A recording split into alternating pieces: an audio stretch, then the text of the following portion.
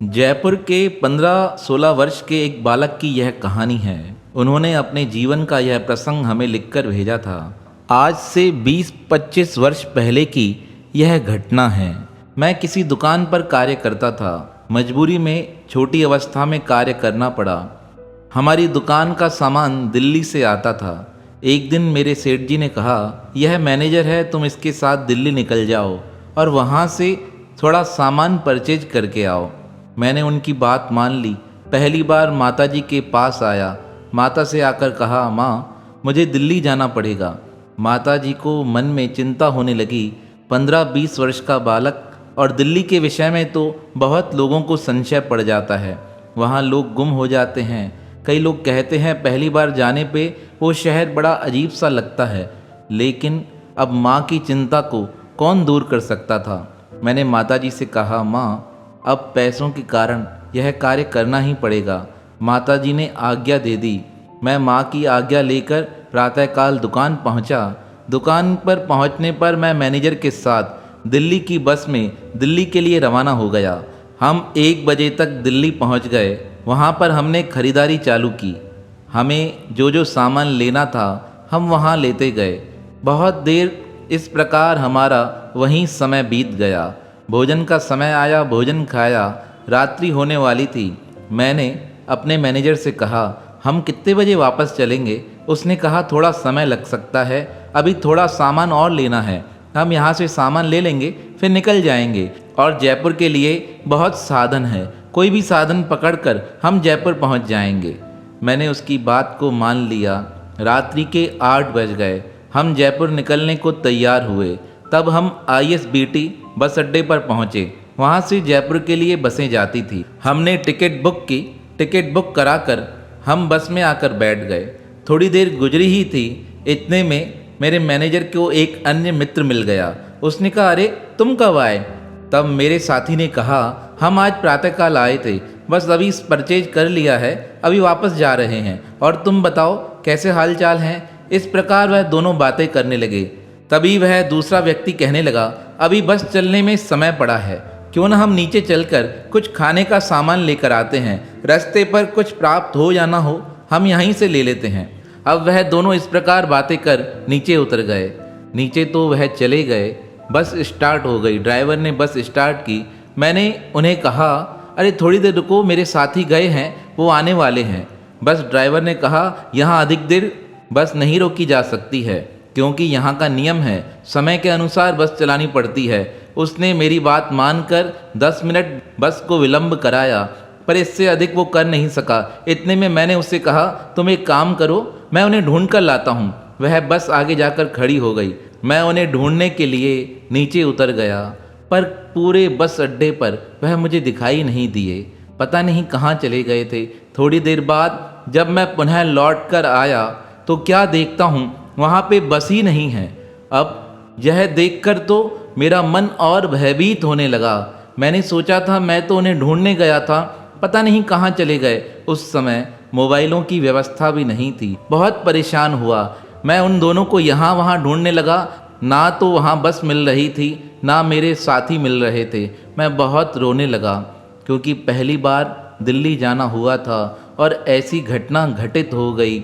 मन में बहुत चिंता व्याप्त होने लगी। सोचा घर फ़ोन कर दूं, पर आसपास कहीं मुझे कुछ समझ नहीं आ रहा था। मैं रोता ही जा रहा था। इतने में एक 60-70 वर्ष का एक व्यक्ति मेरे पास आया और मुझसे पूछने लगा, बेटा कौन हो, कहाँ रहते हो। मैंने उससे कहा, मेरा नाम महेश कुमार है, जयपुर रहता हूँ। मैं अपने 2 साथियों के साथ यहाँ पर आया था, पर पता नहीं वो कहाँ चले गए हैं। मुझे कुछ भी समझ नहीं आ रहा है। मुझे बहुत रोना आ रहा था। मेरे रोने को देखकर उन्होंने कहा, चिंता मत करो, मैं खुद जयपुर जाने वाला हूँ, मैं तुम्हें जयपुर छोड़ दूँगा। अब एक नए अपरिचित के साथ इस प्रकार बातें कर और उस पर विश्वास हो जाना बहुत कठिन होता है, लेकिन मेरे पास अन्य कोई दूसरा ऑप्शन नहीं था। मैंने उनकी बात पर विश्वास कर लिया। थोड़ी देर बाद वह सज्जन आए और उन्होंने मेरे हाथ में एक टिकट दे दी। कहा, यह जो बस जाएगी हम इसमें चढ़ जाएंगे। मैंने सोचा पता नहीं कौन है, और ये मुझे क्यों जयपुर लेकर चल रहे हैं, मुझे कुछ भी समझ नहीं आ रहा था। हम उस बस में बैठ गए। वो सज्जन मेरे पास ही बैठे और मुझसे कहने लगे, चिंता मत करो, मैं तुम्हारे साथ हूँ, विचार मत करो, मैं तुम्हें तुम्हारे घर सुरक्षित पहुँचा दूँगा, बिल्कुल चिंता मत करो। वो मुझे इस प्रकार भरोसा दे रहे थे, मेरा मन धीरे धीरे हल्का होने लगा। मैं परमात्मा से यही प्रार्थना कर रहा था, प्रभु मेरी रक्षा करना, मैं पहली बार यहाँ से जा रहा हूँ। रात को 9:30 बजे बस प्रारंभ हुई। रात को 3 बजे तक उसका वहाँ जयपुर पहुँचने का समय था। बस चलती जा रही थी, मिडवे आया। मिडवे पर बस को रोका गया। मेरे पास तो कुछ था ही नहीं, सिर्फ 15-20 रुपए थे। वह मैं अपने साथ लेकर गया था, क्योंकि मुझे चिंता नहीं थी। मुझे लगा मेरा साथी मेरे साथ है, दिक्कत नहीं होगी। अब जो सज्जन मेरे साथ थे वो मेरे लिए कुछ खाने का प्रबंध करके आए। उन्होंने मेरे हाथ में एक दोना देते हुए कहा, बेटा ये खा लो। उसमें उस समय पूड़ी और सब्जी थी। मुझे पूड़ी सब्जी देते हुए कहने लगे, तुम्हें यह पसंद है ना, यह खा लो। उनकी बात सुनकर मैं बड़ा हैरान हुआ। मैं सोचने लगा, इन्हें कैसे पता कि मुझे पूड़ी सब्जी पसंद आती है। फिर भी मैंने उनसे कोई सवाल नहीं पूछा।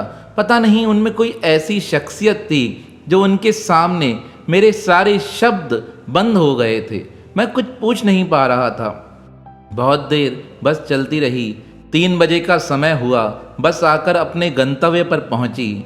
मैं नीचे उतरा, वह सज्जन भी मेरे साथ नीचे उतरे। मुझसे पूछने लगे, कहाँ रहते हो? मैंने जयपुर का अपना पता बता दिया। तब वह कहने लगे, मैं तुम्हें छोड़कर आता हूँ। मैंने उनसे कहा, नहीं मैं चला जाऊँगा, यहाँ पर एक आश्रम है, उस आश्रम पर मेरे गुरुजी विराजमान रहते हैं, मैं उधर आश्रम से होकर अपने घर निकल जाऊँगा। उन्होंने कहा, कौन सा आश्रम है? मैंने कहा, श्री अमरापुर स्थान, जहाँ मेरे गुरुजी हैं, सद्गुरु स्वामी टेऊराम महाराज जी को हम मानते हैं, वह हमारे लिए भगवत स्वरूप हैं। और इस प्रकार मैंने थोड़ी बातें की। तब उन्होंने कहा, नहीं मैं तुम्हें छोड़ने चलता हूँ। तब वह सज्जन मुझे अपने घर तक छोड़ने आए। जैसे ही उन्होंने मुझे घर के बाहर छोड़ा, मैं अंदर जाने वाला था। मैंने कहा, मैं धन्यवाद तो देकर आऊँ। जैसे ही धन्यवाद देने के लिए मैं पीछे मुड़ा, मैं क्या देखता हूँ, ना तो वहाँ कोई व्यक्ति है, ना कोई गाड़ी है। मैं बड़ा हैरान हो गया। मैंने जल्दी से दरवाज़ा खुलाया। दरवाज़ा खुलवाकर मैं अंदर गया। अपनी माता को देखकर प्रसन्न हो गया। मुझे बहुत रोना आया। मैंने माता से कहा, माँ आज तो मैं गुम ही हो जाता, लेकिन पता नहीं एक ऐसी शख्सियत मेरे समीप आ गई जो मुझे यहाँ तक लेकर आई है। तब मेरी माता जी को भी बड़ा रोना आया। वह कहने लगी, शाम से मेरा मन बड़ा व्याकुल हो रहा था। मैं यही सोच रही थी कि पता नहीं क्या हुआ होगा। प्रथम बार तुम दिल्ली गए थे, अनजान लोगों के साथ कहीं खो ना जाओ, इसलिए मैंने भगवान के समीप एक दिया जला दिया था, यही भाव रखकर कि मेरे बेटे को सुरक्षित वापस लेकर आना। तुम्हें देखकर मैं प्रसन्न हूँ। इस प्रकार उस दिन मैं सो गया। सुबह के 6 बज चुके थे। मेरे दुकान का मैनेजर मेरे घर आया। उसने आकर बैल लगाकर मेरी माताजी को प्रणाम करते हुए कहा, माताजी मुझे क्षमा करना, कल रात्रि को आपका बेटा पता नहीं मुझसे कहाँ खो गया। मैंने उसे कहा था बस में बैठने के लिए हम आते हैं, लेकिन जैसे ही हम बस में पहुँचे बस स्टार्ट हो चुकी। हमने बस ड्राइवर को कहा, रुको हम उसे ढूंढ कर लाते हैं। तब बस ड्राइवर क्रोधित हो गया, कहने लगा, पहले तुम गए थे, वो खोजने गया, अब तुम उसे खोजने जा रहे हो। तुमने आधा घंटा वैसे ही खराब कर दिया है। उसने बस प्रारंभ कर दी। मैंने बहुत प्रयास किया और इस प्रकार थोड़ी देर वहीं रुके। हम उसके बाद दूसरी बस में यहाँ पर पहुँचे हैं। जैसे ही मैं बस अड्डे पे उतरा, वहीं से आपके पास आया हूँ, मुझे क्षमा कर दो माताजी, मैंने उसे बहुत खोजने का प्रयास किया। तब मेरी माताजी ने कहा, चिंता मत करो, मेरा बेटा सुरक्षित अपने घर आ गया है। मेरा मैनेजर हैरान हो गया यह बात सुनकर।